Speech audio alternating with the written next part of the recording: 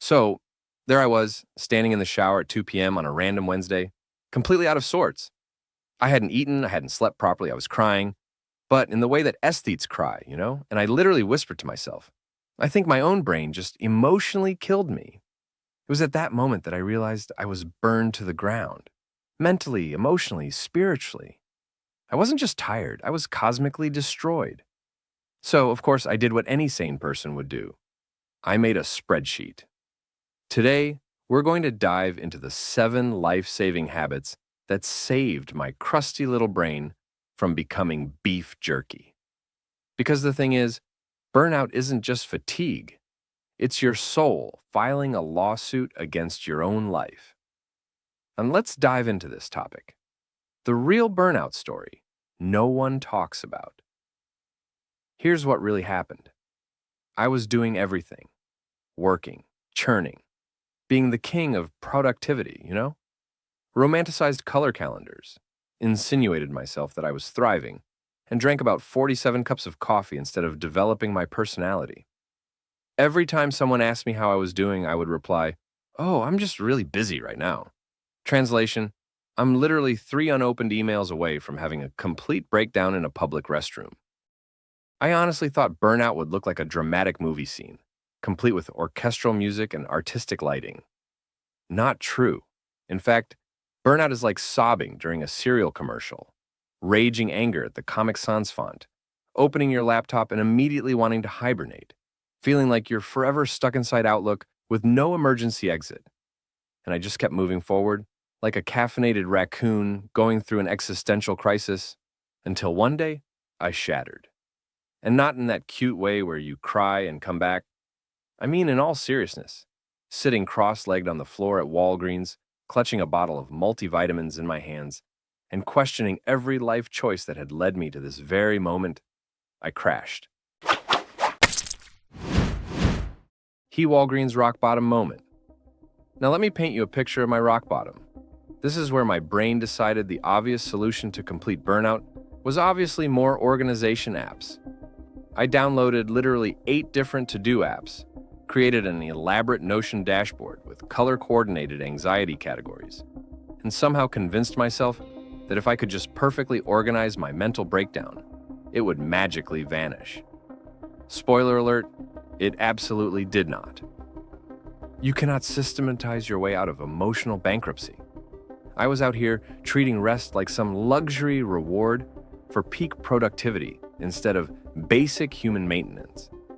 And I kept cycling through the same destructive pattern, burn out spectacularly, crash and panic completely, redesign my entire Trello organization system, burn out again.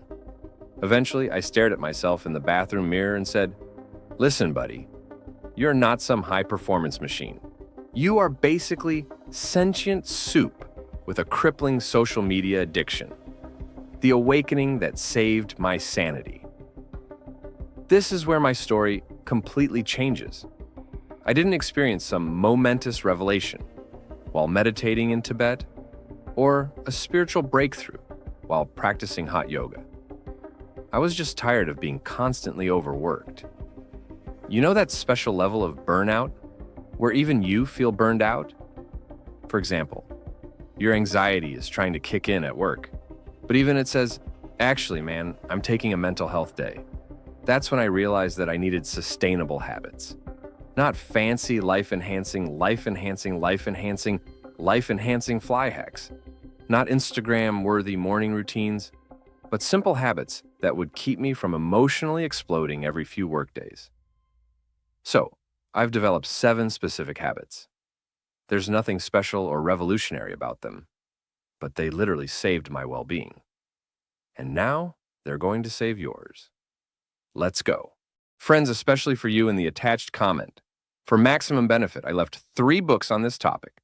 With you, subscribe. Let's go further. Habit 1. The revolutionary morning. Nope list. First, the morning nope list. Forget everything you've heard about to-do lists. Start every day with your nope list. This is your daily inventory of things I absolutely will not do today for my mental health. Examples include engaging in Twitter arguments with complete strangers, responding to work emails like I'm some kind of human notification system, comparing my regular life to influencers who apparently never blink in their TikToks. It's your daily boundary-setting ritual. And here's a secret. Boundaries are basically spicy self-care. Viral wisdom drop. Number 1. Sometimes protecting your inner peace looks exactly like ghosting your own unrealistic expectations. Habit 2. Embrace your inner potato hour. Second, the I am a potato hour. Every single day I give myself one completely guilt-free hour to exist as a sentient potato. Zero productivity requirements, zero content creation, zero pressure whatsoever, just pure existence. I can sprawl on the floor, I can stare blankly at my ceiling, I can listen to sad indie music, and pretend I'm starring in my own coming-of-age film montage. The entire goal: let my brain exist without serving any specific purpose. Because rest isn't something you earn through hard work. It's required maintenance for your soul. And before you ask, scrolling TikTok for 3 hours straight doesn't count as rest. That's like trying to hydrate using energy drinks. Entertaining, absolutely. Refreshing, not even close. Habit 3. The 5-minute chaos reset magic. Third, the 5-minute chaos reset. You want to know something surprisingly therapeutic? Cleaning exactly one tiny thing when your entire world feels completely out of control. Not your entire house, not your whole chaotic life, just one single drawer or surface or your disaster inbox. I call this my chaos reset.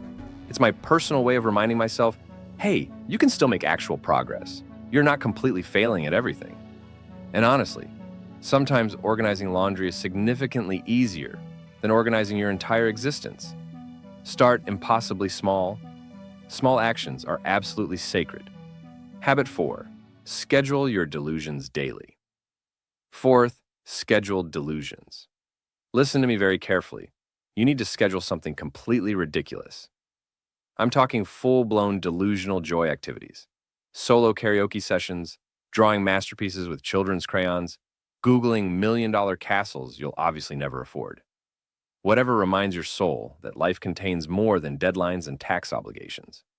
Burnout absolutely thrives in constant seriousness, but intentional play, that's pure rebellion. Viral wisdom drop number 2. Joy is not some luxury item. It's a radical act of defiance against burnout. Habit 5. Your lifeline of friendship. The 5th habit is a lifeline of 3 friends. This habit is non-negotiable. You absolutely need 3 specific people who will answer your desperate calls without judgment when you text, "Urgent, I'm totally freaking out right now." Not 300 random acquaintances, not your work group chat room. 3 real people who recognize the distinct sound of your crisis voice. Burnout absolutely thrives in total isolation. Shame feeds on silence. Choose your rescue team. Maintain these friendships as if they were your emotional Wi-Fi. Habit 6. Sunday Emotional Laundry Day. 6th is the Sunday Emotional Processing Ritual. Okay, this sounds really intense, but seriously trust this process. Every Sunday, I purposely set aside a space for myself to process all the feelings I've been ignoring during the week. Sometimes this involves crying, sometimes journaling, sometimes screaming into my pillow while Bon Iver plays in the background. It's essentially emotional laundry. Wash it regularly before it builds up and starts to stink of resentment and unprocessed trauma. Habit 7. The Existential Reset Question. The 7th is the Existential Reset Question. Whenever I feel myself returning to burnout territory, I ask myself this very question: what would I do differently if I truly believed I was already completely enough? Because honestly, most burnout doesn't come from working hard. It comes from desperately trying to prove yourself over and over and over and over again. You don't need to earn rest, love, or basic joy. You have already earned it all. Hidden truths about burnout, recovery, little bombs of wisdom.